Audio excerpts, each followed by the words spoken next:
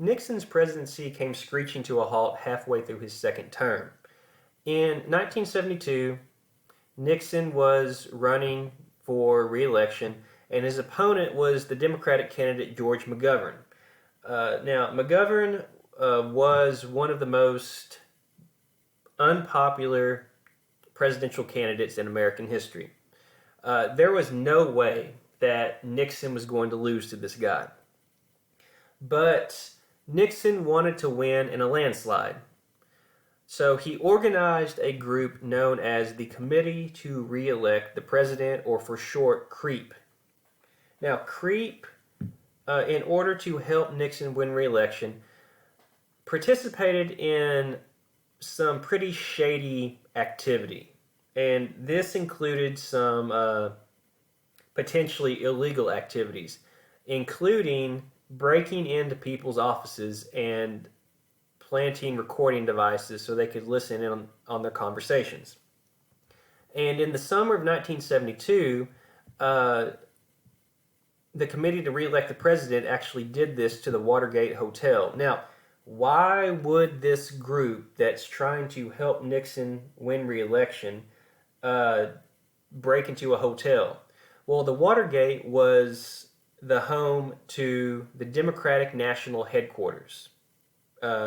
So there was going to be a lot of meetings taking place in this hotel to help McGovern in his campaign against Nixon.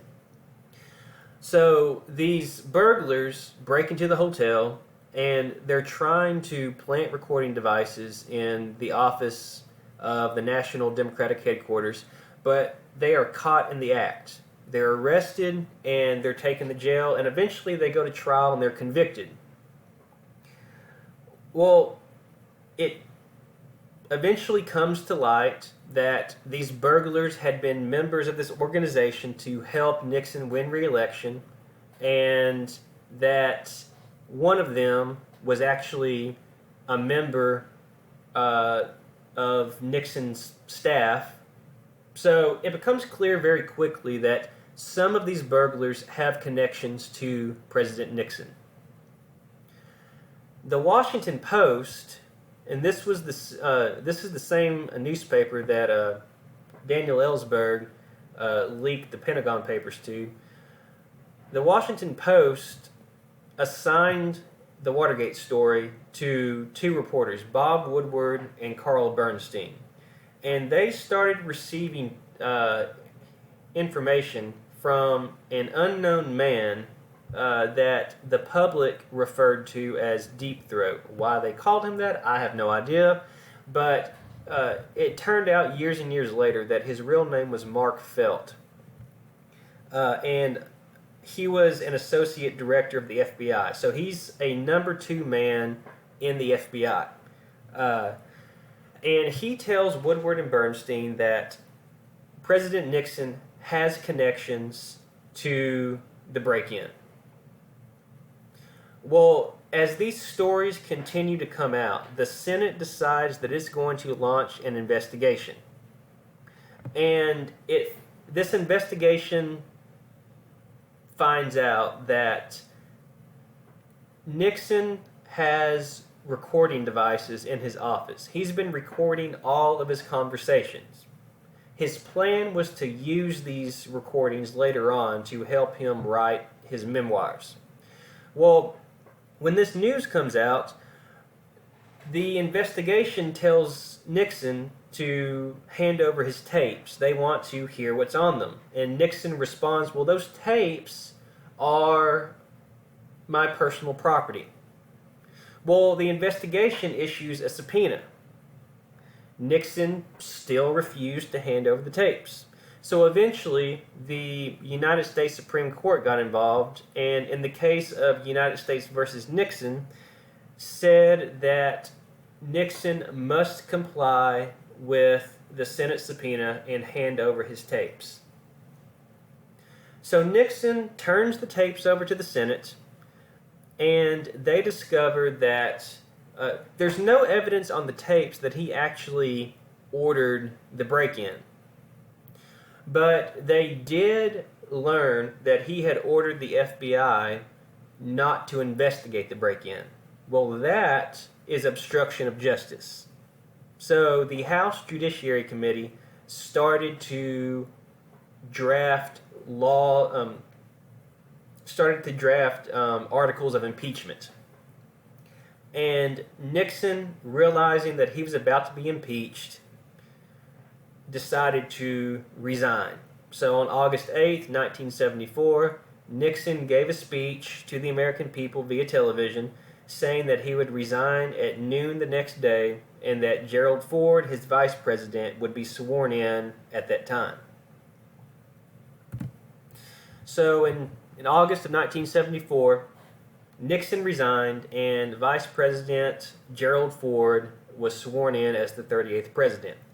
Now, Ford had a reputation for being very honest, and many Americans saw him as the right man to lead them through this difficult time. A month later, however, in September of 1974, Ford issued a pardon for Nixon. Now, remember, one of the president's powers is to issue pardons. Basically, to tell people, you're forgiven for this crime that you committed, and you don't have to serve jail time for it. So this is what he does for Nixon. He says, I issue a pardon for Richard M. Nixon for any crimes that he committed or may have committed while president. Now, he did this because he thought that the nation had to move on from Watergate and take care of other problems. But this was a very unpopular move and probably cost him re-election. A few months later, the war in Vietnam came to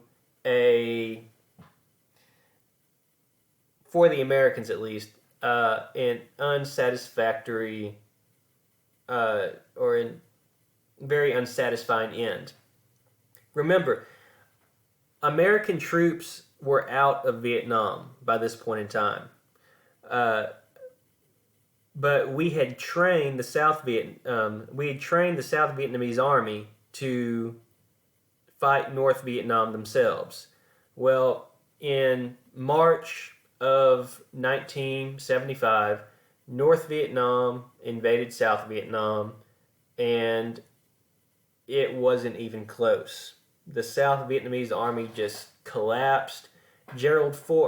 President Ford asked Congress for, I believe it was $22 million to help support South Vietnam, and Congress refused. And in late April 1975, South Vietnam completely collapsed, and the communist North Vietnamese forces captured the capital city of Saigon and renamed it Ho Chi Minh City. So that was the official end to the Vietnam War. The main crisis that Ford had to deal with was something known as stagflation, and this was a new term. Stagnation is when the economy just kind of stops growing. Like you have a group of unemployed people and the economy isn't growing, so you're not able to create jobs for those people. Inflation is when prices are going up. Those are typically two different problems. Stagflation is when both of these things are happening. So how can this happen? How can the economy just kind of stop growing, but prices are going up? Well, it has to do with, one, foreign competition. So remember, this is the 1970s. This is a full 30 years after World War II.